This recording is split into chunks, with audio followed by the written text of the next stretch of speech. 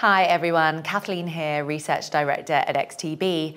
It's been an interesting week for financial markets, but the standout performers are metals and commodities. The gold and copper prices have both reached record highs in the past few days.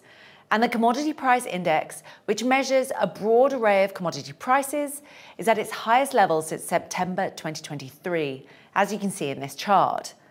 This has led to some concerns about inflation pressures building in the major economies. Commodity prices have surged over the past month.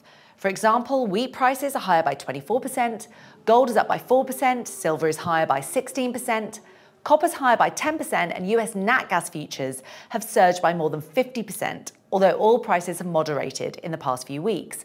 While commodity prices are only one aspect of the inflation basket, they are an important component of inflation. So it'll be interesting to see if ECB, BOE and Fed members reference rising commodity prices as a reason for caution when it comes to rate cuts. As you can see, commodity prices are rising on a broad basis, but gold and copper are stealing the limelight. The market is sensitive to these two metals because gold is considered an inflation hedge and a safe haven, and because copper is a metal that is linked to global growth. Copper is higher by 25% year to date, and gold is up more than 17% so far this year, which is a stronger return than all global stock markets. The World Gold Council has attributed the surge in the gold price to geopolitical tensions, which have led to sanctions on countries such as Russia and Iran, which make it difficult to trade the dollar and the euro, so gold is an alternative. Also, ongoing macroeconomic uncertainty.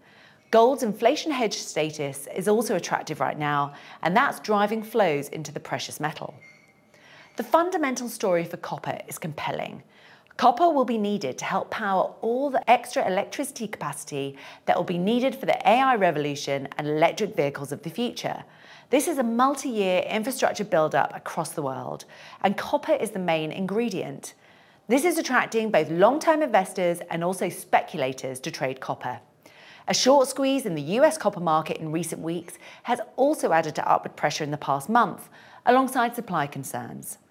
Now, commodity markets have a history of overshooting and then falling back quickly, so expect volatility in the copper price in the coming weeks and months, particularly if we see some weakness in global growth, alongside any holes appearing in the AI narrative. Overall, commodities are an asset class that is moving right now and is worth watching closely.